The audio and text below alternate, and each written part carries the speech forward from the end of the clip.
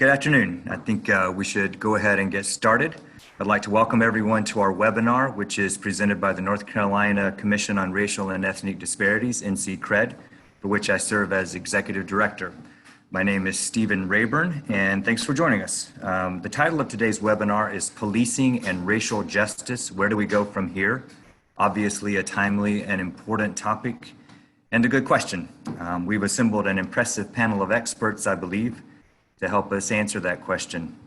Our moderator today is Tom Maher. Tom will introduce the panel in just a moment. Just a couple of quick housekeeping items. I want to acknowledge that this webinar is being recorded and will be made available hopefully on our website in the next few days. Our website address is nccred.org. That's nccred.org. And I would like to encourage everyone to visit our website to learn more about us and our work and to keep apprised of future events. We expect to facilitate more webinars in the coming months, and our next one will be July 15 at 3 p.m. on the topic of Confederate monuments. The title is Balancing the Scales, the Injustice of Confederate Monuments in Public Spaces. So be sure to save that time in your calendar and look for details about it on our website soon.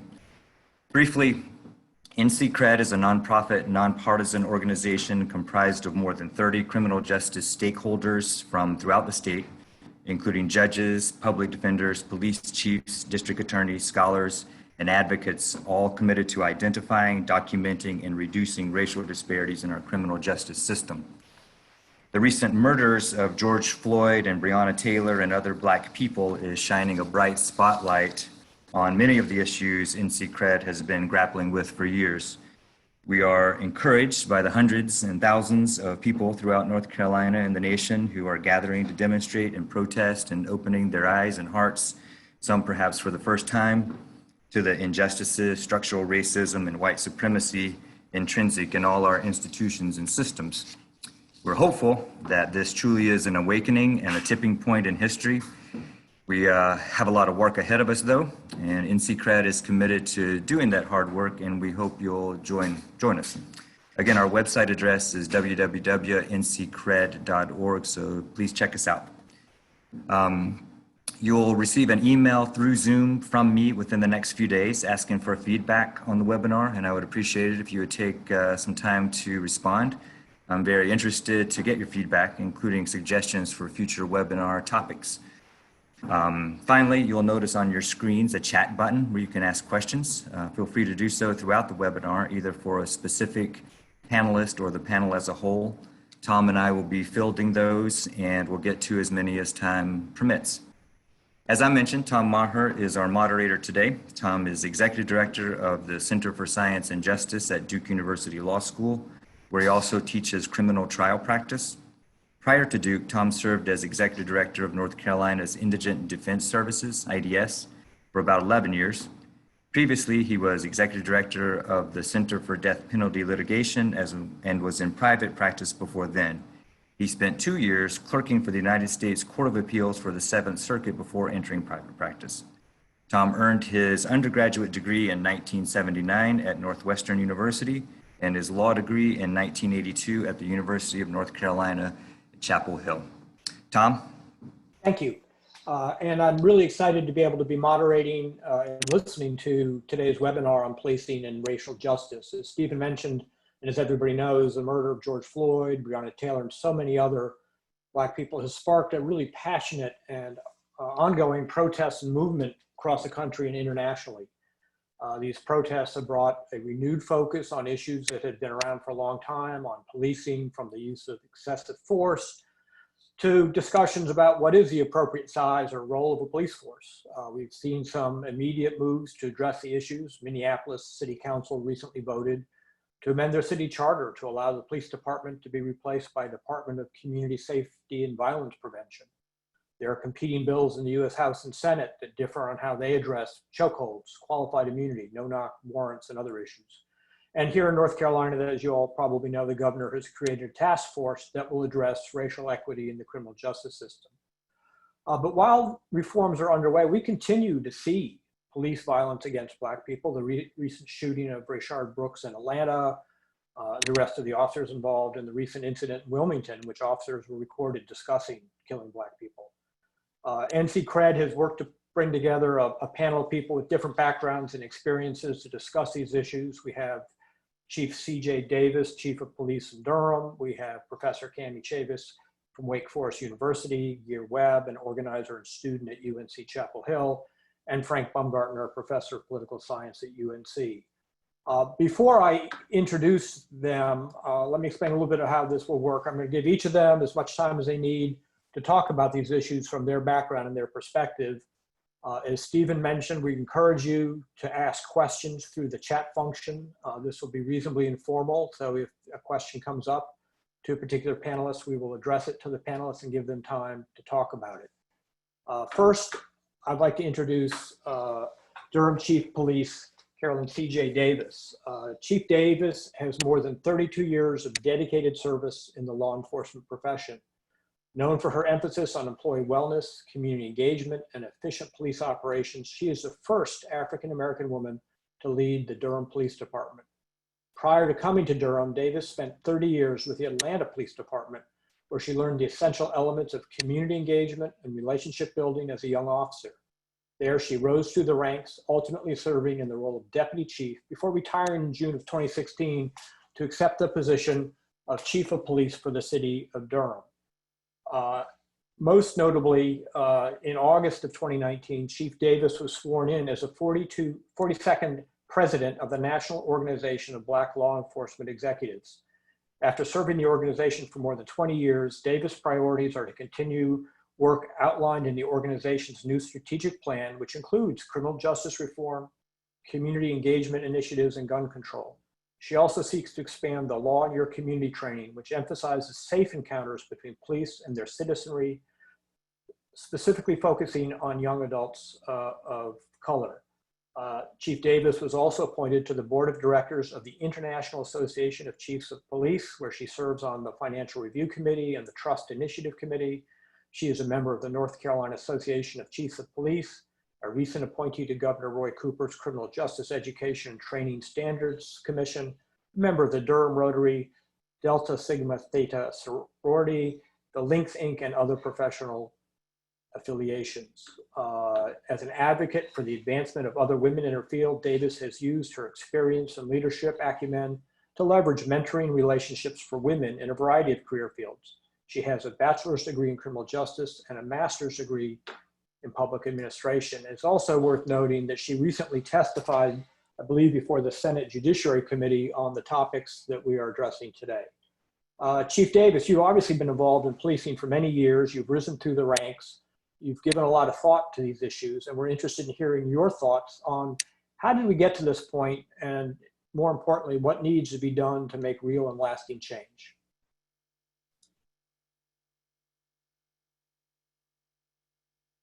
Chief Davis, you're muted. Can you hear me now? Yes. Okay, thank you. I've done so many of these, I should know how to do this by now. But thank you so much to this panel. Just timely conversation and topic for us to continue to find answers to what does policing in America need to look like. And as you mentioned, I am the national president of NOBLE, National Organization of Black Law Enforcement Executives. And much of the work that NOBLE has done since 1976 has been for the purpose of supporting Black leaders in law enforcement, and also being the voice and the conscience for African-American communities and minority communities in the work that we do every day. However, there are 18,000 police agencies in the United States. We are not new to this space as it relates to recommending policy changes and legislation. However, in order to push some of the policies that we recommended, over the line, especially to ensure that they're supported by legislators, it requires a majority of police chiefs to really understand that change needs to happen and support that change, and not, think that everything is okay in our work and that we can continue to do things as before. So at present, police agencies around the country are able to adopt policies that they think are appropriate for their organizations. And oftentimes they omit policies that ensure procedural justice for all people. So as minority leaders in the field, we felt very, very, suited to help to further the conversations about what change needs to look like. Historically, there have been a number of task forces and commissions that most of you are familiar with. All of the research that has been done around addressing police brutality, over-policing, use of force, racial profiling, pattern and practice, and more. And many police chiefs believe that the work that was conducted in the previous administration, which gave rise to the President Obama's task force on 21st century policing, was by far the first time numerous police agencies around the nation embrace philosophies that would shift traditional police culture towards real change. So for those of you who aren't familiar, the task force was formed on the heels of the Michael Brown shooting in Ferguson, which resulted in weeks and weeks of civil unrest, something we've seen around the country over and over again, and all too familiar scene. However, like so many other policies and commissions that were designed to sort of further and advance policy change, 21st century policing was kind of put on the shelf in the middle of the change of administrations, unfortunately. The work that was done was excellent work. I was involved in some of those focus groups to help develop 6 pillars that really address some of what we're talking about today. The first 2 pillars were building trust and legitimacy, in police departments, and policy oversight for law enforcement agencies around the country. So in recent weeks, as we've scrambled to develop new policy recommendations for Congress, this time we decided that we had to bring other chiefs around the country, other organizations and associations who now feel like change has to happen. So the International Association of Chiefs of Police, major city chiefs, even the Congressional Black Caucus, and this is the first time the Fraternal Order of Police have come to the table with some of these leaders to talk about what change looks like. One of the pieces of legislation that will impact the city of Durham as well and law enforcement around the country is the Justice and Policing Act, which is being proposed the Senate and the House of Representatives. And that particular document embodies some real key policy changes that would force agencies around the country to incorporate national accreditation, which I think is really critical, national use of force standards to include de-escalation and banning of chokeholds, and mandatory duty to intervene. Some of those concepts that failed in the George Floyd incident and so many others, especially as it relates to de-escalation. Mandatory duty to render aid, some very, very fundamental and simple concepts that, believe it or not, are not in policies around the country. Officer misconduct registry. You know, today officers are allowed to, if they get terminated from the city of Durham, they can go to some other small agency or another police agency in this state or any other state. And if the background investigation isn't conducted in a way that it should be, that person continues to be a police officer in some other jurisdiction. So we are advocating for a national police officer misconduct registry, and also disciplinary matrices in police departments so that officers who demonstrate a pattern of misconduct can be dealt with, where it reduces the chances of negligent hiring and also negligent retention. And then lastly, I'll say, as we continue to deliberate about police reform, I ask that you look at the legislation, because it is basically bipartisan legislation. You know, our congressmen and women are working together. You know, sometimes that doesn't happen too often, but there has been this consensus that change needs to happen. And so this legislation does incorporate national best practices. And I know you've heard a lot about the 8 can't wait policies and points that have been, a subject of conversation. What I've recently done here in Durham is really sort of extract the policies and procedures that align with the 8 can't wait and posted it on our website so that everybody can see that the Durham Police Department complies with those recommendations as well. And so, but we believe that the time is now for meaningful change. It's a turning point, but the question is, will we take the turn? I believe that every good police chief and every good police officer would welcome change right now. Good officers don't like to see these types of incidents play out over and over again. And I've said it before that, I don't wake up in the morning with this uniform on. I wake up in the morning as an African-American female member of my community that is just as alarmed and concerned and outraged when I see these incidents play out as well. However, as I said before, there are 18,000 police agencies around the country. I can control what happens in Durham and put accountability into place here, but for us to allow other police agencies, whether it's a small agency or large agency, continue to operate without the levels of policies and accountability that is needed in this industry, that work has to be done on the federal level. So I look forward to answering your questions, and thank you again for giving me the opportunity to just speak just a little bit about the work that I'm doing. And thank you, Chief Davis. So we'll come back with some questions, I'm sure, later. Now I want to take a moment to introduce Professor Cami Chavis, who will speak next. Professor Chavis is a former assistant U.S. attorney for the District of Columbia, whose litigation experience serves as a cornerstone to her scholarship in criminal justice and criminal procedure. Because her expertise is expansive, Chavis is a leader in criminal justice reform and often writes and consults on matters of police and prosecutorial accountability, federal hate crime legislation and enforcement, and racial profiling. Chavis is also the authority on police body cameras, having frequently contributed to local, national, and international news coverage on police killings of Black men in the United States. After graduating from Harvard Law School, Chavis worked on various aspects of civil litigation, white-collar criminal defense, and internal investigations. She is currently the Associate Provost for Academic Initiatives at Wake Forest University, in addition to her role as Director of the Wake Forest School of Law Criminal Justice Program.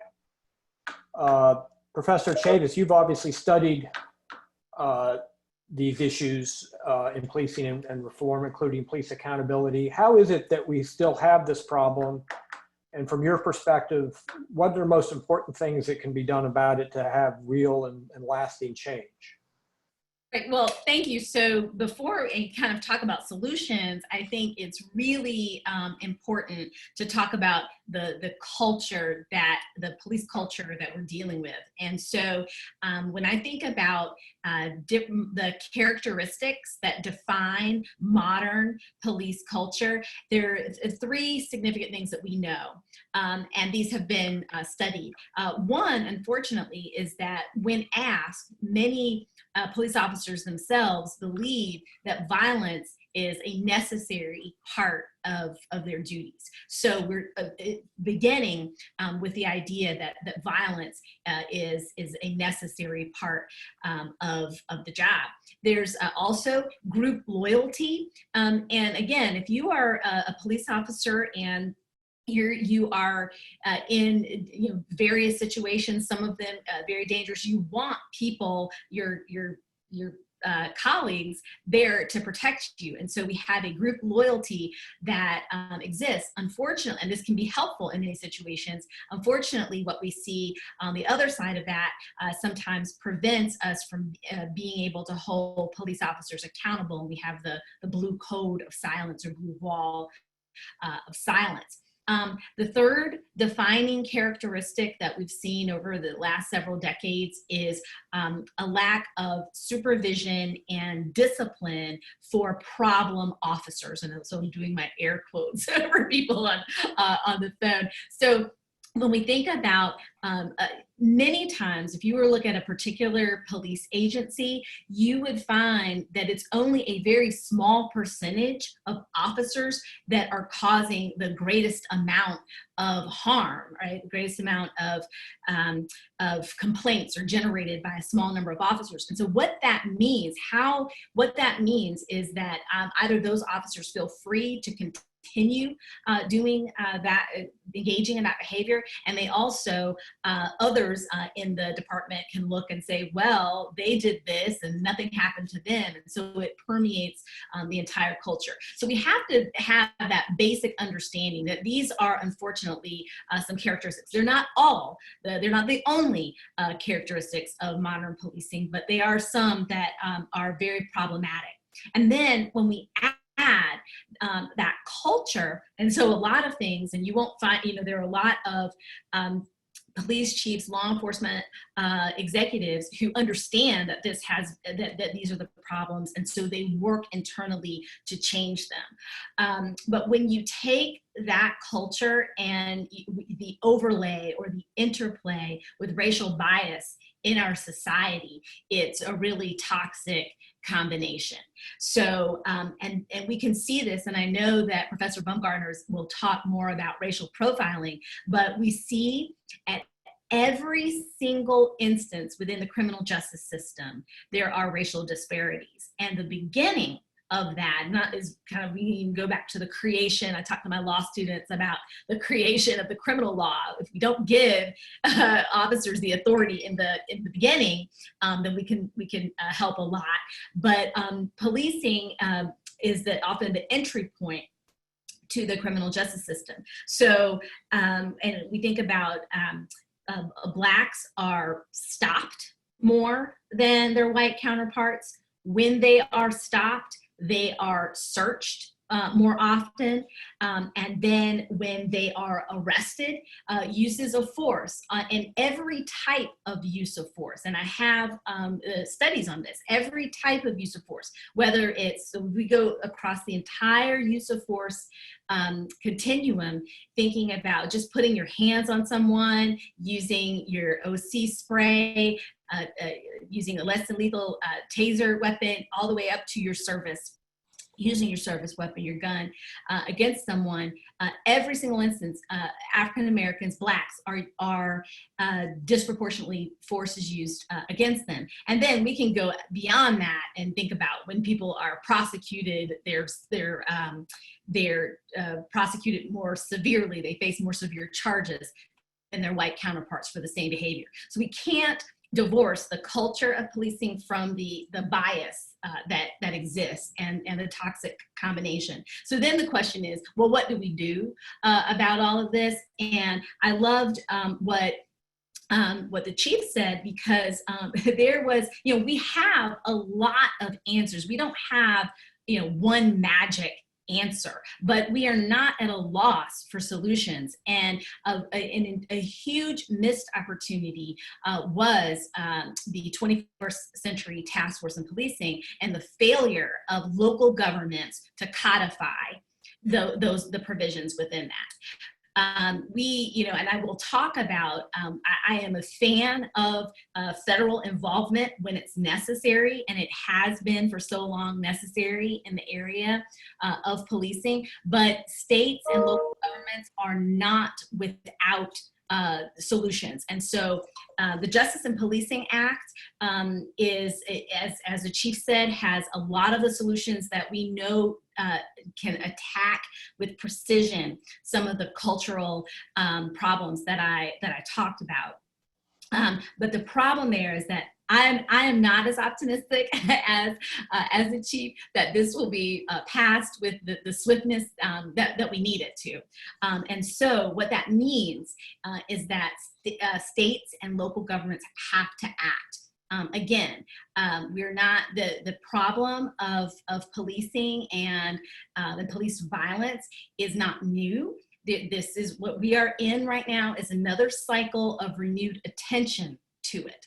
There are some differences, and when we think about the momentum and the coalitions that that we see together, and that is promising. But for me, I look at this and I'm thinking, well, here we are. We're in another another cycle. So I want to have more optimism about it, and I think that really it's going to be state and local governments that need to lead here, quite frankly.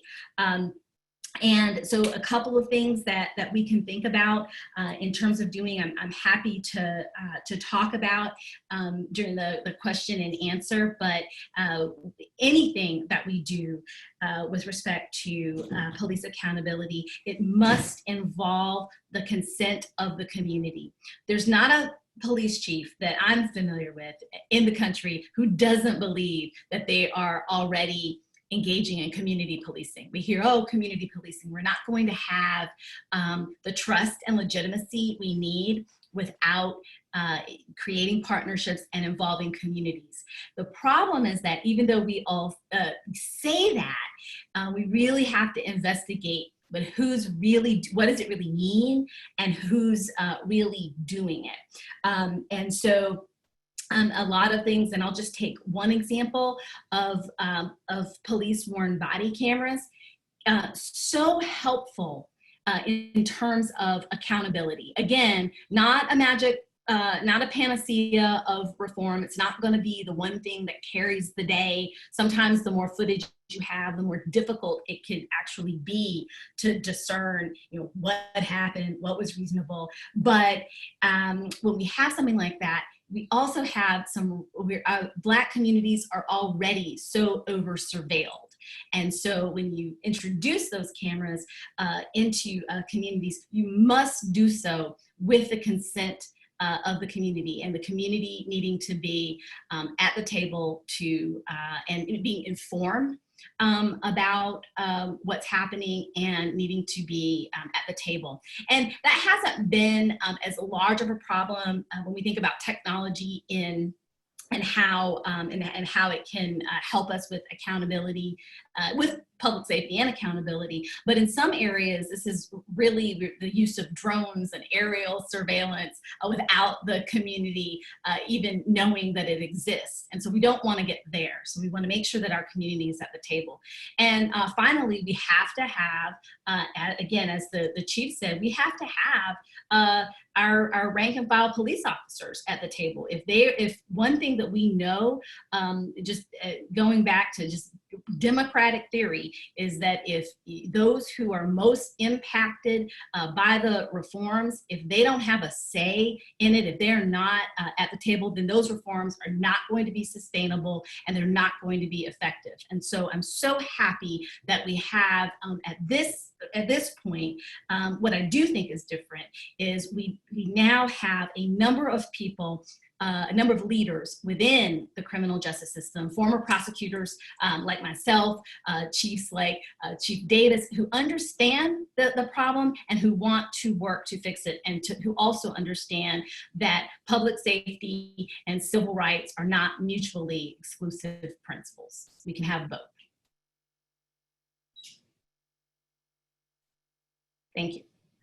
Thanks. And before I move on, I want to share one of the questions because I think it's related to what you've been talking about. And this invite any of the panelists to respond to, but obviously Chief Davis and Professor Chavis. The question is, it's encouraging to see law enforcement leaders championing policy changes to address these issues. In light of news about officers in Wilmington who use extremely racist language and even talked about waging the civil war against Black people, do the panelists believe that policy changes will be enough? How do you avoid giving weapons and law enforcement power to individuals who ascribe to views like those the officers espoused? Chief Davis, do you have some thoughts on that? I do, and I think it's just critically important that, policies and procedures, can just sit on the shelf. We have a saying that, culture eats policy for lunch.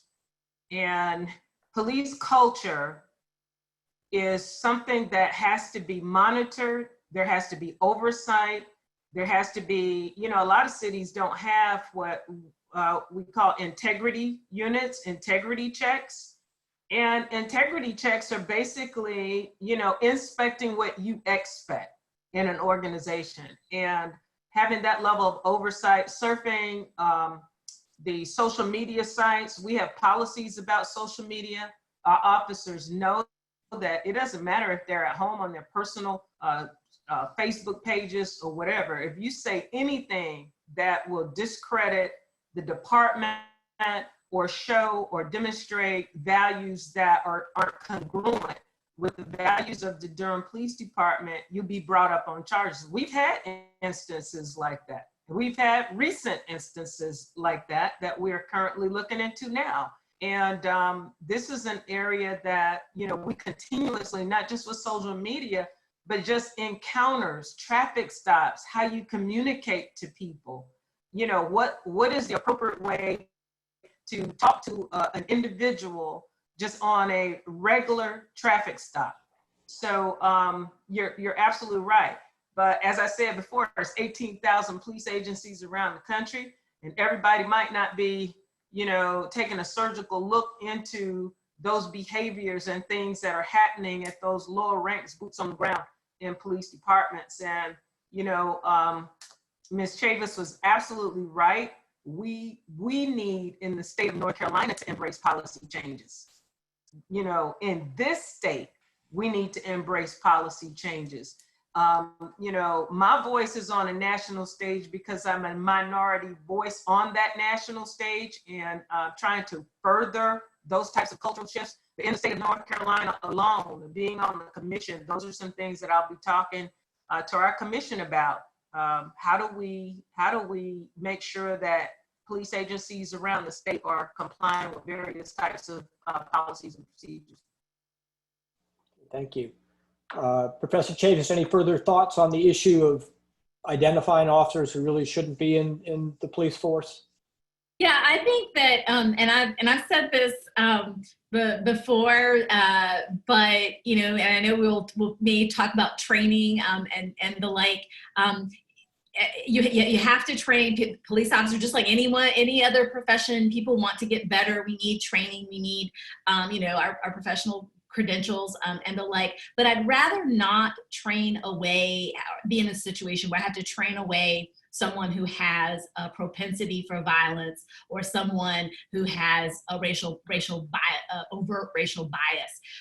So I think that the conversations that we have about training are important, training and policies and things that are important. And we're always going to have people that flout those policies wherever you are. But I think that we can and need to do a better job with who we are bringing into our organizations in the first place. Who are you giving a gun and a badge to? And then understanding that we're asking these folks to do an incredibly complex set of things for which they don't have the training and didn't, you know, go to the, you know, the police academy, join the profession so that they could field mental health, what really should be mental health calls. So I think that policies are important, and of course we need them, but I think we really, again, have to step even a step further back and think about who we're bringing into the profession. And that has its own set of challenges, and it is going to have an even greater set of challenges now that there's a microscope, a lens looking at police, as there should be. Thank you. I want to bring in the next panelist to talk from a different perspective. Greear Webb has joined us. He is a dedicated young organizer who cares deeply about lessening North Carolina's racial divide. Greear is a Morehead-Cain sophomore scholar at UNC-Chapel Hill and is the co-founder of NC Town Hall and Young Americans Protest, two youth-centered nonprofits. He is a committed student striving for progress in gun violence, prevention, and police accountability legislation. He knows that our diversity as a state is our strength and that reflective representation matters. Greear is a passionate young leader, eager to make change. Greear, I turn it over to you to talk about how this all looks from your perspective and how you see it and what you'd like to see happen. Yeah, thanks so much, Tom, and thanks to everybody for having me on. I'm really looking forward to this conversation. I have much respect for the other three panelists already. I wanted to just really echo, firstly, Professor Chavis's point and really have us understand the Chief's point that this is a cultural issue. The issue of policing when it comes to racial bias, when it comes to police brutality, we have to look at the culture. So many times we hear about those bad actors or those bad apples, but we have to understand that the orchard was sown with racist, violent, and oppressive seeds.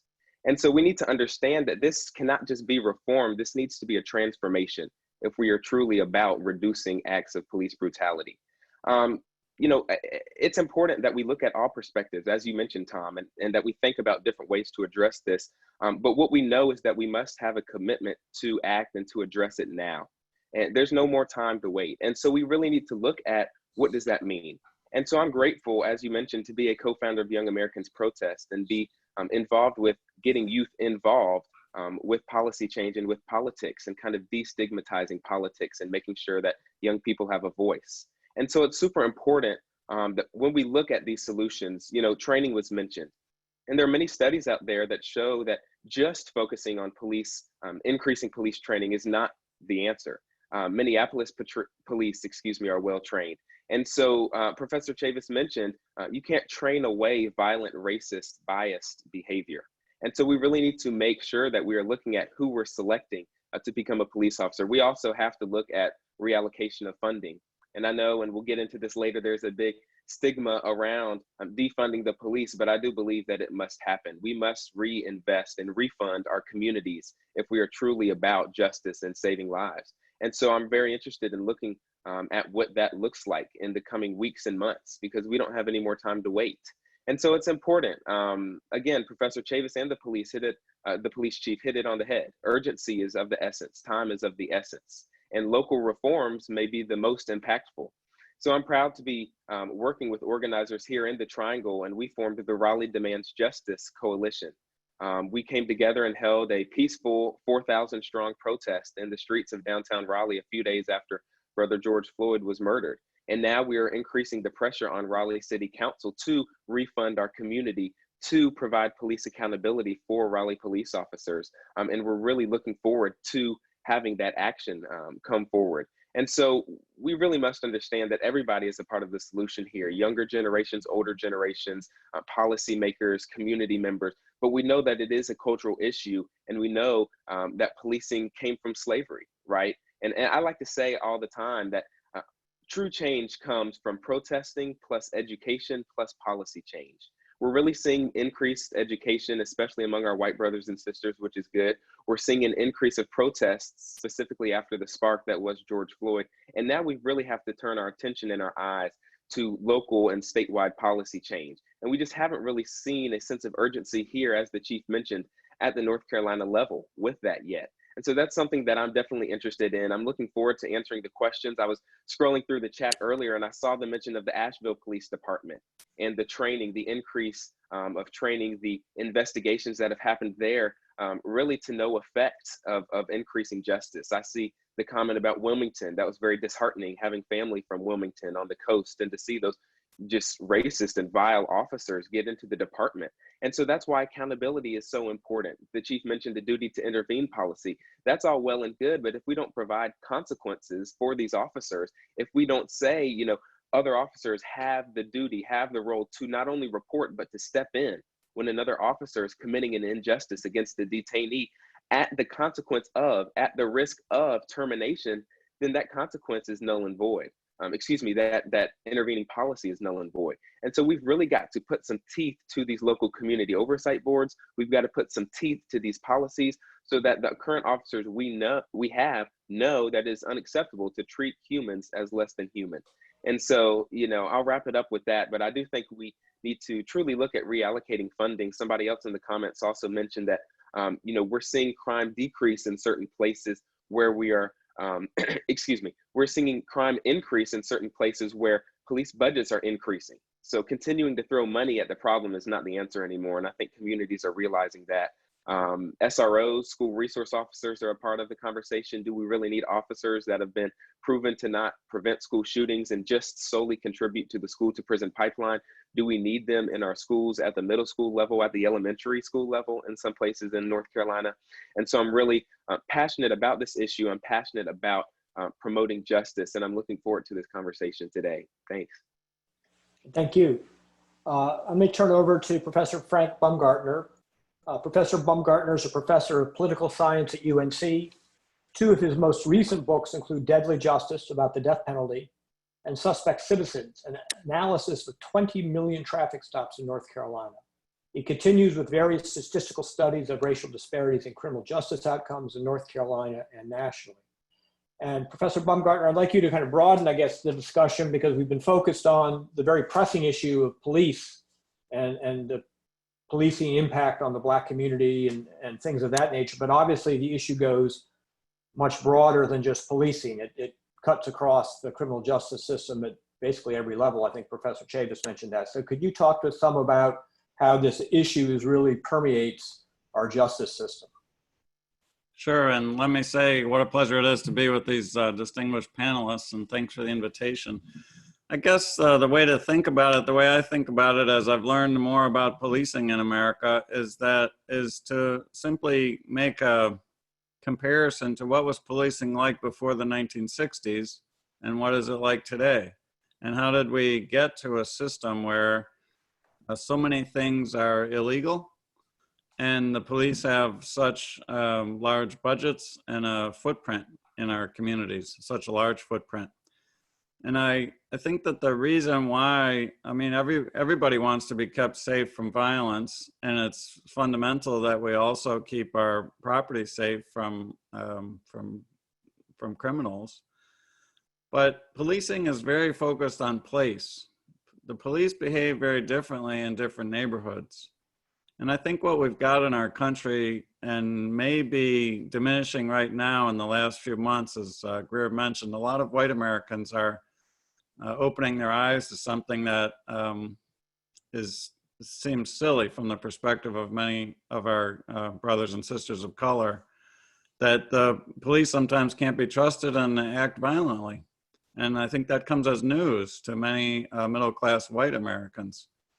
So I think these video clips and the current discussions about police misconduct have come as a shock to people, where it's only a shock because people have remained ignorant, and I think willfully so. People have been willing to turn a blind eye to what the police might do on quote unquote the other side of town. And policing is really different in our different communities. The police can be friendly, respectful, and happy to help on the middle class, the white part of town, and quite different and very aggressive on another side of town. And I wanted to point out also that a lot of this discussion has to do with the possibility of bad apples. And there's no question that, of course, like in any organization, of course there are some bad apples. But many of the differences that we see that are so racially distinct in policing behavior have to do with neighborhood and community. How the police behave in an area that the police would refer to as a quote unquote high crime area, and how the police behave in an area that they think of as not a high crime area. It's fundamentally different. If it just so happens that, you know, that's racially distinct, as it is, because our communities are so racially segregated, and that correlates with poverty and crime as well, then the police don't have to be racially biased in their behaviors, because the Black people live on one side of town and they're subjected to a very, very aggressive form of policing. And the white people might be more likely to live on another side of town, where the individual police officers don't have to distinguish between whites and Blacks, but the precincts do. So I think we have a long way to go. And the best thing that I can say is that it's helpful that people's eyes are being opened to these disparities that are so monumental. One thing that I might add as a part of a conversation about what to do is to question what are the laws that are enforced most disproportionately, and to ask the question, do we really need that law in the books? I think over the decades and centuries, we've accumulated a large number of laws that have been found to be useful tools by the police in many instances, but which it turns out when we look at the numbers, certain types of arrest are highly racially disparate and other types are more uniformly applied. And I would add, for example, as an example from North Carolina, in the mid-1960s, there were a number of riots throughout the country. And legislators, in their wisdom in North Carolina, made it illegal to stop traffic on a public highway because they saw that many protesters were marching in the streets and they were stopping traffic. So people said, well, there should be a law against that. So the General Assembly passed a law making that illegal. And it turns out that statistically speaking, that law is enforced very disproportionately against people of color. And fewer white people are arrested for that. So I think it is worth looking through our criminal code and asking, is that particular law necessary? And does the benefit of that law in terms of public safety outweigh what might be a racially disparate and highly discretionary use of the law in terms of its actual enforcement by law enforcement officers? So think of trespassing, think of loitering, disturbing the public peace. Are those laws really making us safer, considering that they're highly disparate in their application because they're so discretionary on the part of the police officers? So I'll just stop with that, and I'm sure we have a lot of questions coming in, and I'll be happy to continue the conversation. Yeah, let me follow up on the point you just made that policing is often about place, and that because it's about place, you end up with disparate impact. Given the way our communities are segregated often, how do you address that? Well, I think that I don't mean to be a defender of the police here, but I think the police have a lot to say a lot of accuracy when they say that they can't be blamed for every social ill. Police officers are often put on the forefront of addressing issues, and those issues might be housing disparities, educational disparities, job opportunities, de-incarceration, like what happens when somebody transitions out of a correctional facility and then tries to find a job and has difficulty doing so. There are so many structural disparities that have been built up over the centuries in our country that we have to address the root causes of those. And the biggest one I can think of is housing disparities, that is segregation. If we live in different communities, we can have this different kind of policing. So that's a more structural issue that I think we really have to resolve in our country. And while I've got you on, we got a question, which I think is primarily addressed to you, though others may want to speak to it, which is, can you speak to voluntary searches during traffic stops? I believe, but haven't done any research to verify, that during traffic stops, people of color are more likely to be asked, can I search your car without probable cause, and that people of color are more likely to consent. I'm hoping to explore eliminating voluntary consent to search protocol here and potential impact on reducing racial inequities in our justice system. The consent searches that follow from traffic stops are a fantastic example of a huge waste of money on a fishing expedition and using the traffic code as an excuse to conduct the war on crime or the war on drugs in a way that statistically we can demonstrate is just incredibly wasteful. It's a waste of people's time and it doesn't keep us safer.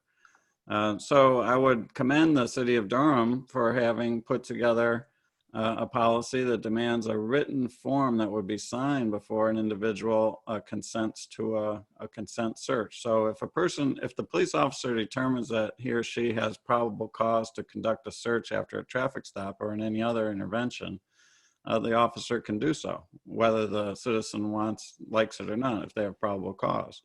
But if the officer doesn't have probable cause, then the officer might say, is it okay if I search your car? And to many of us, that would sound like a very intimidating question where the only proper answer, the only possible answer is, yes, of course, officer. And people give their consent even though they really don't want to, and they don't realize that they have the constitutional right to say no. So the city of Durham, the city of Fayetteville, Chapel Hill, several cities around the state have mandated that there be a written form that the citizen would sign before there be a consent search. And last time I looked, which is more than a year ago, but still we had a lot of data, and we looked at those consent searches, they declined by something like 98%, because the form that the city of Durham has indicates that you have to put down the password to your cell phone, because you're made to understand that you will be searched as well as all of your belongings, including your phone. So people don't sign that form. And I think it's a fantastic reform, and it has not led to an increase in crime. It hasn't led to a decrease in public safety. And so I think it's been a very valuable reform, and that simply reminds people of their constitutional rights. Thank you. And if I could just add briefly, oh, go ahead, Professor Chavis. No. Go ahead, and I'll go after you. Okay. You know, Professor Baumgartner is making a great point. And another point that I want to make when it comes to culture and when it comes to policy is this understanding of independence. And that's something that's very, very critical when it comes to policing, from what I've researched and from what I understood. The city of Raleigh released a report earlier this year that said that Raleigh police officers do not stop people and then later search cars with any racial disparity. Now, anyone in their right mind knows that cannot possibly be the case in America in 2020 in a municipality like Raleigh. And so to understand that when cities commission these studies, when cities ask for this data, there needs to be community response, and there needs to be a level of independence, a level of outside force, non-police researchers coming in, so we can have true data that really provides for community engagement and provides for, you know, truth. And so it's so important. Also, it was mentioned earlier in the comments about community engagement, how our police departments across America really truly engaging with the community, and you know, when they commit a wrong, going into the community and holding town halls and saying, what do you want us to do better? And that's something that here in Raleigh and the Triangle that we can do with state level action when it comes to these police oversight boards. And those are boards in which the community can sit on, as well as police officers, that give communities the power to investigate, the power to talk with officers, the power to look into wrongdoings committed by officers against the community. And right now, because of state law, these boards are not able at the city level, at the town level, to have much power. And community members can basically do their job on that board from their house, in their bed, reading policies online, because that's all that they're commissioned to do right now. And so it's so important not only that we have independence when we're looking at the roots and the true issues when it comes to traffic stops, but also that we have policies in place. Again, this is at the state level, but also at city level, leaders who are willing to give power to the community, because the community truly knows best. Thank you. Cami? I was just going to add, thinking about the question about consent searches. And so there's so much here, because for one point, you know, in North Carolina, there's a state statute that says officers like collect this information, right? But what about the enforcement?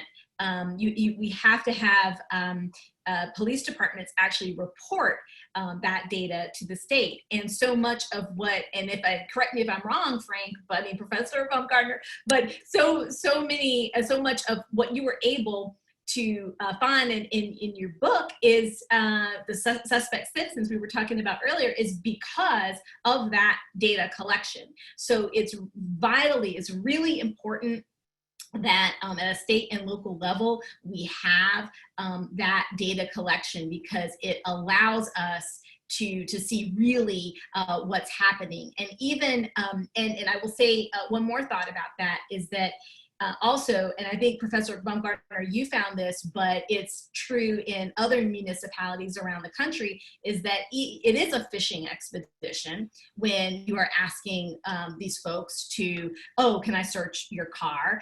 Because when people consent, because and they invariably do, even, and I'm very happy to hear that the forms are working here. In a lot of places they don't. It's just very kind of perfunctory. Okay, I'll sign it. I still really don't feel like I can refuse. And when you think about that and the hit rate, what we call it, when you actually do find something that's some type of contraband, whether it's a weapon or drugs, and let's think about this. So much of this is about drug interdiction, which is another thing that we can talk about.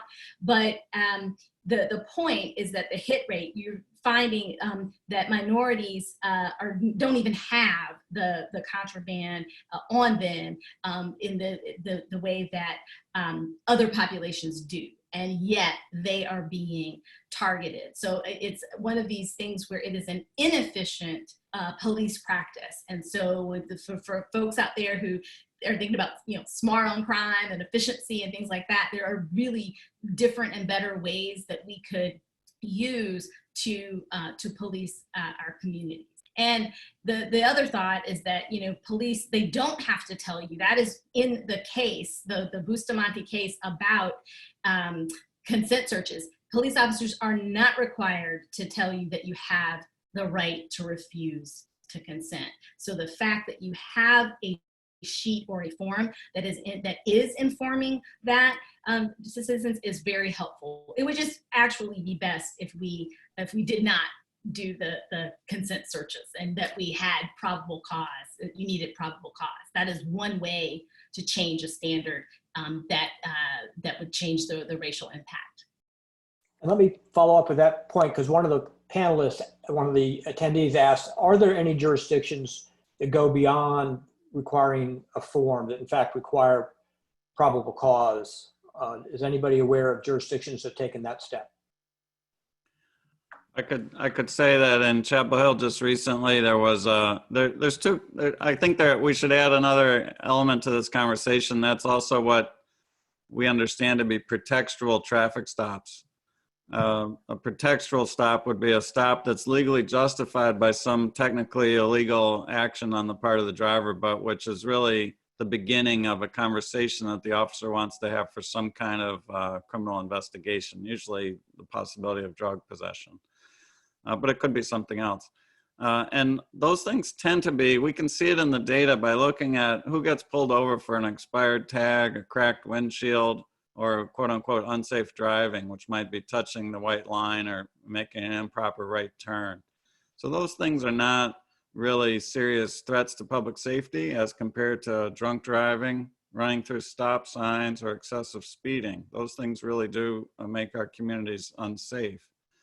But when officers pull people over for these other reasons that are not related to safety on the roads, we find that there's a higher racial disparity in the searches that result from those investigatory traffic stops, where I'm using the word investigatory to mean anything other than a moving violation. So Chapel Hill just recently mandated that the police department reduce to an absolute minimum, if not abandon, all those traffic stops. Simply stop doing them. And we had very strong evidence from our study that to the extent that one reduces the number of investigatory stops as compared to traffic safety stops, you reduce also the racial disparities in the searches that result from them. So I think there are a lot of things that we can do. And I'll just add one other thing. The numbers are astounding in this. About 3% of traffic stops in North Carolina lead to a search. About 30% of the searches lead to finding contraband. Okay, so that's 1% of traffic stops lead to contraband. But when contraband is discovered, half the time the driver is not arrested. And why would that be? Well, that would have to be because the officer, even the same officer that conducted the stop and then decided to do a search, finds contraband, and he decides that he or she decides that it's such a small amount of contraband, or it's something that's not technically illegal. For example, maybe it's a baggie, a sandwich bag that somebody could say is contraband because it's drug paraphernalia. Or it's that they find contraband and it's such a teeny tiny amount, it's a residue of something that was consumed in the car a week before or the day before.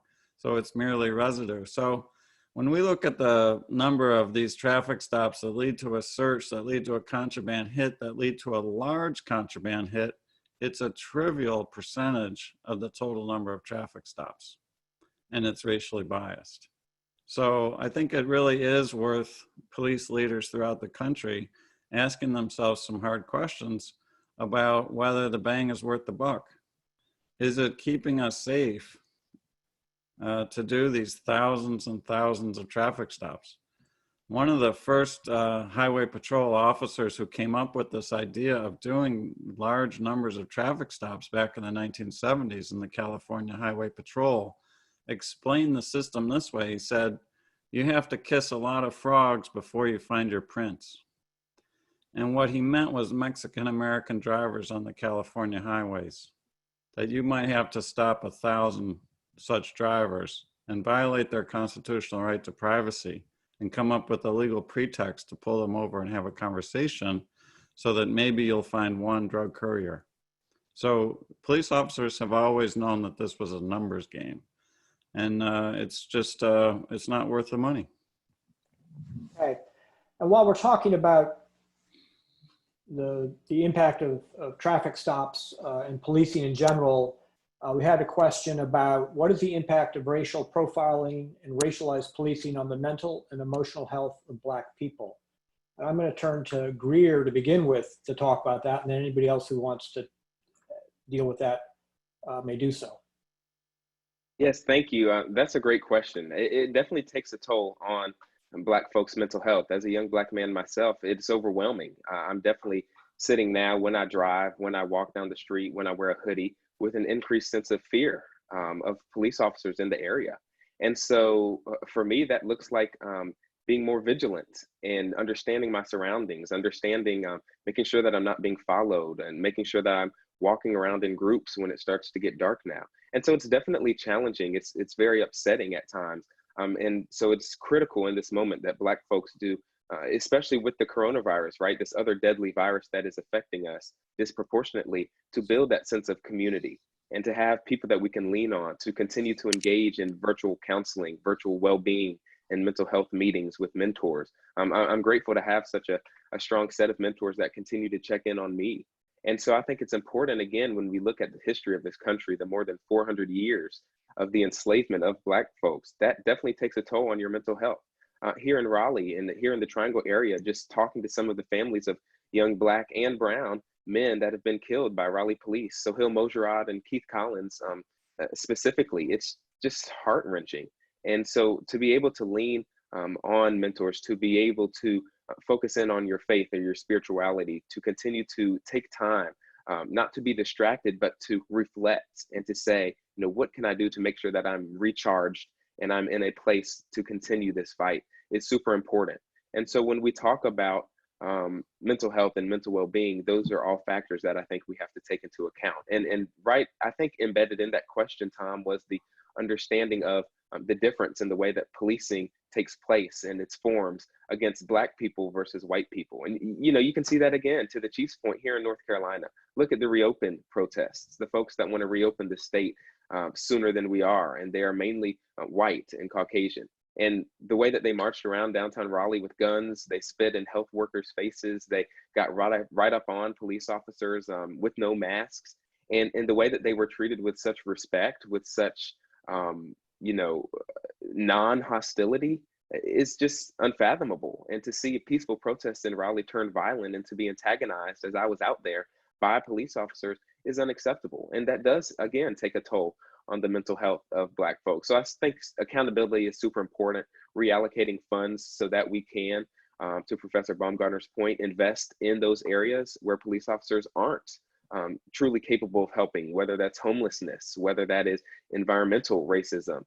All of that takes a toll on the lives of Black people. And you know, I don't want to get off topic here, but I also think that when you talk about accountability, DAs come into the conversation. We must have people that are willing to hold police officers accountable so that these officers, with the help of police unions, don't feel like they're going to have no consequences for violating city and town policies. And so I think that also must be mentioned. But I definitely advocate for white people to become strong allies and to be you know, a backstop for Black folks to lean on. I encourage Black people to definitely take advantage of resources that are available to us to take care of our mental and spiritual well-being. Thank you for that. Does anybody else on the panel want to address that issue? Okay. I would, yeah. Very quickly, I'll just say, when you think about the mental toll, the mental health toll that it takes, it literally takes people away from us, because if you are afraid to call the police if someone is having, if you are a person of color, there are times when you need the police, and the fear that you're like, well, how, if I call them, how is this going to end up for me? And as Greear was talking, this is not a local case, but I know that a lot of us are focused on what happened to Elijah McCain in Aurora, Colorado. And this is the same police department that you had the Aurora, a mass shooter in Aurora, kill 70 people, injure or kill and injure multiple people, and they took that person years ago, took that person away safely, and you had one 911 call for Elijah McCain, who may have been experiencing a mental health issue, and he's no longer with us. So the disparities that it takes not only a toll on Black folks mentally, but it literally takes people away from us. Thank you for that. And this may lead into the topic that we've talked about a little bit, which is whether you call it defunding the police or refunding the police or resizing or right sizing. What should kind of the future of policing look like? Should we reimagine the police the way Minneapolis is attempting to do? Are there things that we're asking the police to do that are not appropriate for the police to do? And can we shrink the footprint of policing? Let me start with Chief Davis and your thoughts on that. Well, I do think that there's probably not many chiefs of police in the country that would not agree that certain services that fall in the laps of the police department should go to some entity, and that police aren't particularly suited to address certain types of situations. It's just unfortunate that, you know, our community members, our citizens, even our elected officials have expected us to be the boots on the ground, responding to many types of situations that quite frankly has inflated and increased our budgets. When you think in terms of having crisis intervention teams have done nothing but replaced mental health care workers. You know, years ago when I became a police officer, we didn't have to be concerned about what crisis intervention looked like too much. We knew enough how to how to negotiate and mediate through a particular situation, but there was always a handoff to some social services person to really deal with the situation, whether it was a person that had a mental crisis or whether it was a homeless person. You know, and even today, officers spend a lot of time on calls that have nothing to do with public safety. I can't tell you how many times we've responded to a squirrel in the attic or a snake in my house, or, you know, just a number of different types of calls that the officer doesn't say, well, you need to call animal control. He just stays there and tries to help that community person deal with the situation. So I do think that there's plenty of opportunity to reallocate. I haven't figured out what the proposal is yet for community members or individuals to be the surrogates for other types of incidents and violent crime that we still continue to have to respond to. But I do think that there is an opportunity to review and look at how taxpayer dollars are spent. And like I said, I don't think there is a police chief in the country who wouldn't be willing to say, no, our officers don't need to be the ones transporting on a regular basis. We have a whole team of people that do nothing but transport individuals that are going through mental crisis to various facilities. And if we stop for 1 minute, I did stop for 1 minute. As a matter of fact, during the pandemic, and it wasn't 24 or 48 hours, that these facilities were screaming, where are my police officers? We need you all here. We need you to stand by and wait until we process this person. And so I think this is a timely conversation. I don't like the idea that it has been such a distraction from the institutional racism conversation that really gave rise to this discussion that still needs to be dealt with. I hope we don't lose track of what that looks like while we're trying to defund the police. I do think that there is opportunity on the state level for us to address all of these, the social service concerns, and also,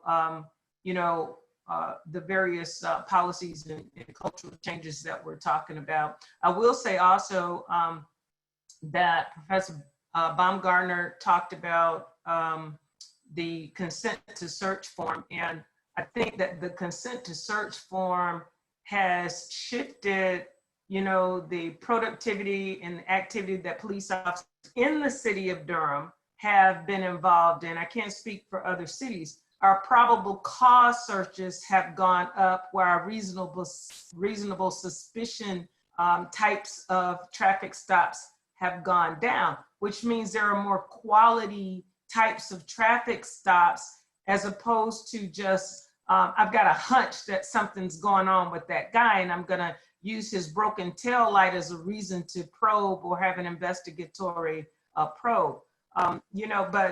Anytime there are operational changes like that, there are also some other consequences. I can't say that Durham's traffic is a major concern of mine as a result, because a lot of our officers don't do a lot of traffic stops anymore. You very seldom see a Durham police officer pulling somebody over, giving them a ticket. And if you don't believe me, just observe a little bit.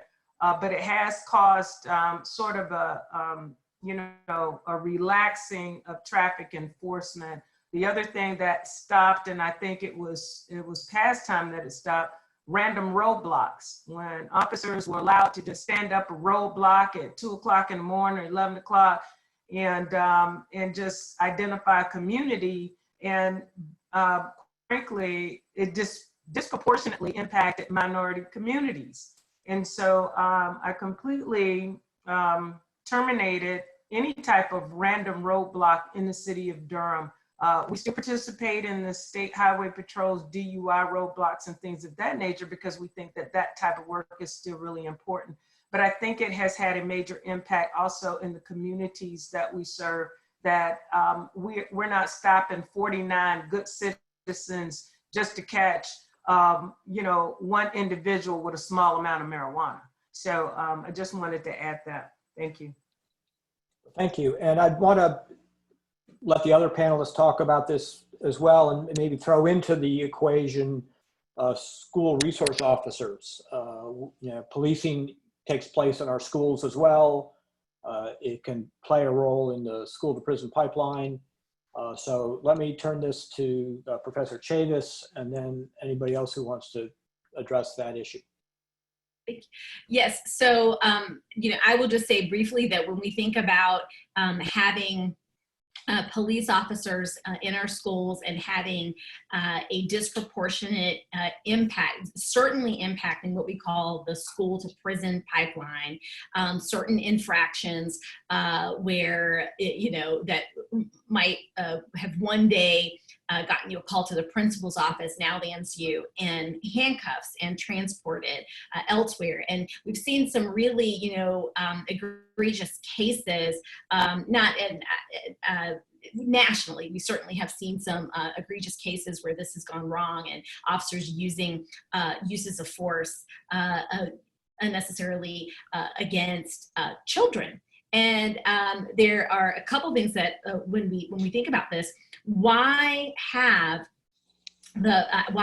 officers in schools? And so one might say, well, we have this problem of mass shootings and school shootings, but there is actually very little. I haven't found, and I have been looking recently, and I haven't found empirical evidence to support the fact that having school resource officers prevents this type of violence. So again, if we're thinking about smart on crime and balancing our, scarce resources and what's most efficient, I'm not sure that the cost outweighs the benefit there. And it's also, you know, when you go to school, you want to feel safe. And I think for a lot of some of the comments that were earlier in our conversation is that maybe some of our middle-class white folks, you see that officer that makes you feel safe, but for a lot of young teenage Black and brown boys, that does not make them feel safe. And some of their behavior that could be just a conversation at the principal's office lands them in very different circumstances. So I think that as we talk about reallocating resources, we have to talk about the situation, the school resource officers. And then I would say it is also a question of training. Certainly someone who is in a gang unit or narcotics unit or, SWAT team, somebody who has that type of skill set may not need to be the same person who's at a middle school or high school. It's just, we really have to think about that. We've running short on time. We've got a couple more questions I want to throw out there to see if we can have a discussion. One of the questions is, are there policies in place to monitor and remove officers who display excessive violence or biases? And a kind of related question of monitoring or providing mental health checking or services to law enforcement.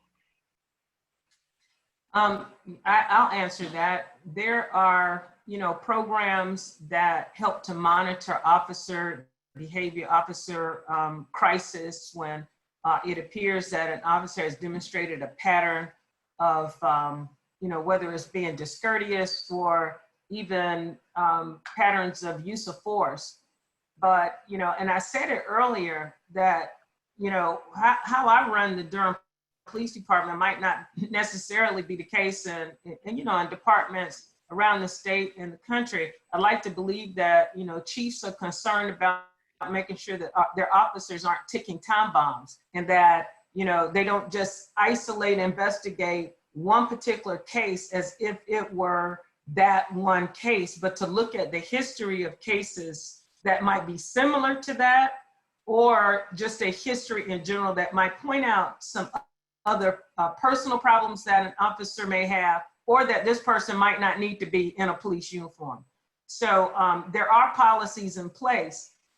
And I spoke about the disciplinary matrix that I'm in the process of rolling out, that is basically a tool that will help us to keep officers in check that need the assistance from employee assistance programs or early warning types of programs, but certain types of behaviors you can't train out. Certain types of characteristics might just be who that officer is, and they may not need to be part of your department. So with these types of matrices, especially when it comes to use of force, and we talked about bad apples, in this work, I can't afford to have a bad apple.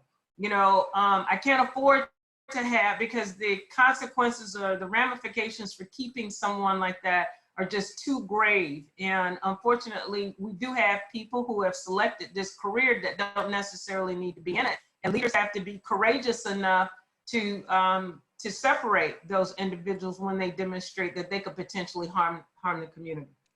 Okay, I'd like to turn to Professor Baumgartner.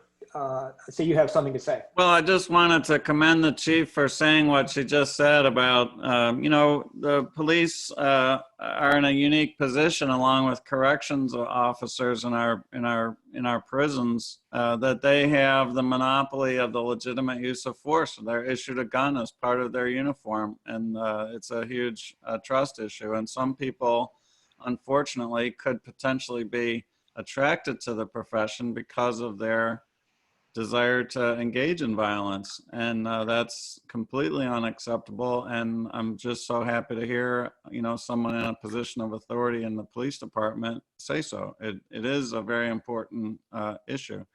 I wanted to add one other thing, though. a lot of us have been talking about, the need for community involvement.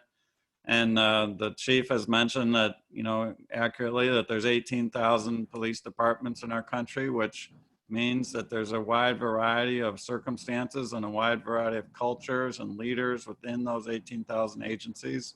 I would add that there's 2,500 district attorneys, also that we elect many of our judges. We elect our county sheriffs, of which there's also 2,500 elected county sheriffs in our country, 100 of them in North Carolina. And so there's a lot of opportunity for people to engage at the local level with these elected officials and indicate to them what is acceptable, what are our community standards, and what goes past and it's not acceptable to our community. We have the ability to do that at the local level. And then the last thing I want to mention is there's a barrier to our investigation and our understanding of police misconduct, and that's the state law about personnel records. In North Carolina, it's considered to be a personnel record of a state employee to once there's an investigation to the behavior of a police officer. So for example, at UNC-Chapel Hill, where I've been on the Campus Safety Commission, we had the recommendation that we establish some type of community or oversight board over the police department. But the University Counsel's office came to us and said, well, you really won't be able to do anything significant in that regard because the state law prohibits sharing any kind of personnel information about any state employee with somebody who's not their direct supervisor. So the chief could probably talk to that, but Greear Webb mentioned it about Raleigh, and it's a prohibition from the state, and it stops us from having any significant amount of oversight. So to the extent that the chief is enacting some fantastic policies, the rest of us as citizens will never know it because we're not allowed to understand the results of those policies because they're considered to be confidential personnel records. Okay.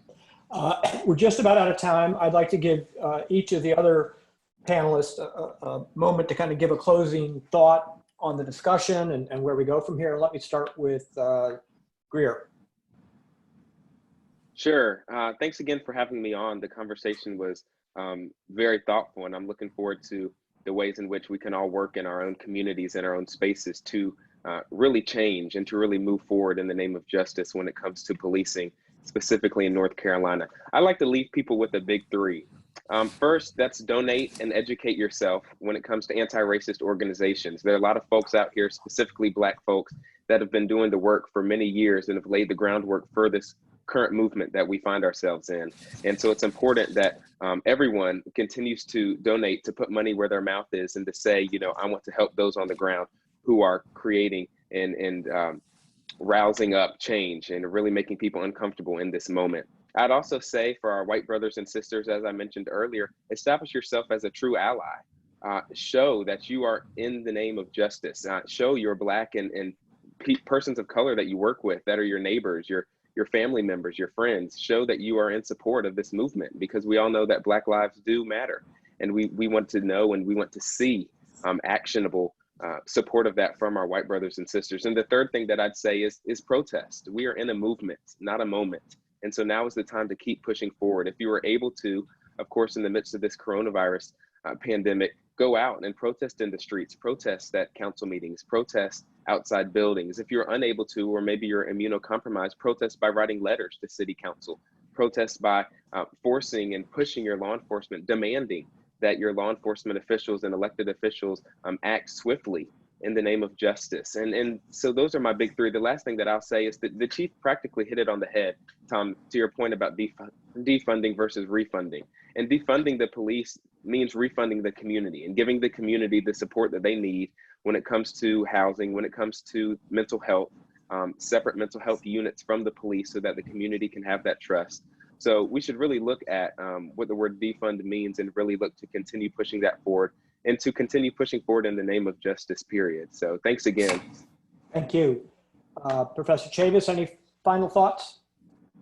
Yes, just, as I think about kind of where we are, and again, Lin-Manuel Miranda and Greear Webb reminding us this is a movement, not a moment, right? But to recall that we have been here before, and we do have the tools to move forward, and that racial minorities have always been, as Lonnie Guinier says, the miner's canary, right? You tell everything about our wonderful country. We know what's wrong with it and where the fractures are and where we need to improve, often by looking at how we are treating minorities. And right now that is not in a good place, and it should not take the death or witnessing the brutal death of yet another unarmed Black person to show us that. I think that any of the solutions that we come up with, I would just say transparency is key. We need the data, because even where we're doing well, we can use that data to help other jurisdictions figure out what they might need to be doing. So we have to collect data. We have to have, as Greear also said, independent researchers to do the work. And finally, just with the just transparency and community consent. Okay, and then finally, Chief Davis, any parting thoughts? Yes, I'll be brief, because Professor Chavis and Greear and Professor Baumgartner, everybody has basically said some very, very profound things today. And I think it's important that we do reiterate that our colleagues, and I have said it, to my colleagues, that it can't be the Black chief that's out there waving the banner all the time. It has to be other individuals that recognize that human rights have been violated and that our industry needs change. So I will continue to work in the city of Durham towards those changes, and even, with some of the chiefs here in the state of North Carolina and on the commission, so that we can broaden our scope. This opportunity has been introspective for me, personally and professionally. So I look forward to continue to work with all of you. Thank you. Okay. Well, let me just close out by thanking the panelists for this discussion, thanking everybody who attended for attending and for the questions. We couldn't reach all of them. I'm sorry for that, but this is a very large topic. Hopefully we have recorded this. It will be posted on the NC-Cred website, I believe. Is that right, Stephen? That is correct. And as we move forward, there will be further webinars. And as Stephen mentioned, one of the upcoming ones is on Confederate monuments. It's probably going to be a broader discussion than just Confederate monuments at this point, as we look to real change in this country. So thank you all so very much. Thank you. Thank you. Be well.